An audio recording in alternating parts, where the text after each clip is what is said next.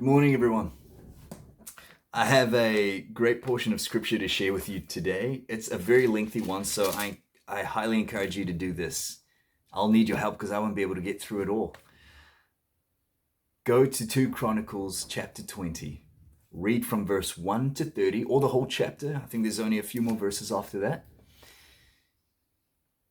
Pause this video, obviously, and come back to it, and we'll take off from there. So what I want us to take away from this, from the story, is that we see King Jehoshaphat is faced with a great ordeal. What I'm going to just label now the issue. We see he gives a response, in which case God responds to that response.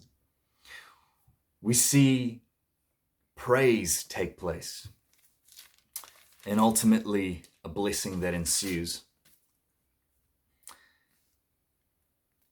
When I face trials, situations that have looked impossible, do you know what's the first thing that has come to mind?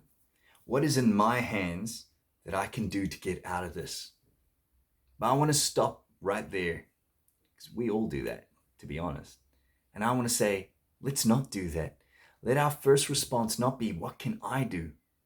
But like King Jehoshaphat, can it be, yes, we're afraid, but can we set our face on God to seek him in a trying situation, to seek his help to get through?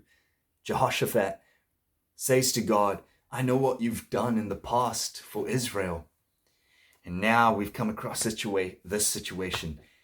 He knows that God can get them through this. And we see God respond. In fact, God says this.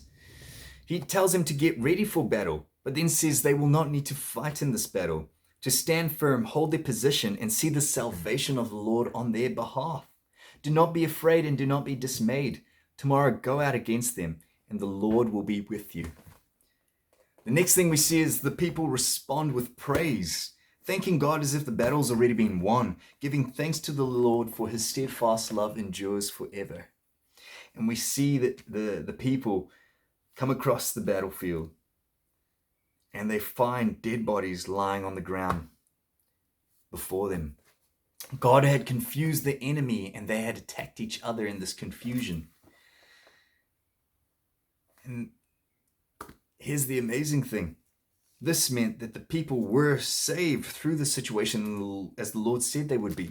But now they were also blessed in that they could take the spoils from this war. And there was so much to be taken. What I want us to focus on this morning is this. Whenever we come across situations in our life, can we please respond to God? I'm speaking to both of us. Can I remind us to seek God first? Whether that's trying people, a trying situation, just scenarios that seem hopeless and impossible. Can we set our face on God and seek his face, his help? Can we be reminded of what he's done for us in the past, knowing that he can come through? Can we not jump back when God says, okay, I'm going to tell you this. Be equipped, be ready, and walk through this trial, thinking that actually, God, if you could just move us out of the way from this. No, God will make us walk through it because he will grow us in that situation. And we will have a lot to gain from it, from the outcome. But it's not even us who matter in this situation. It's so that we can see God and give him glory. That is the whole point of all of this. Sorry about that. This is the whole point in all of this. To bring God glory, to bring God honor. But we get to be blessed in the process. Can we give praise to God before the battle's even won? As we're heading across this thing, God, oh my goodness, you're telling me to walk through this. It makes no sense. But Lord, your love, your steadfast love endures forever. I know you've got this.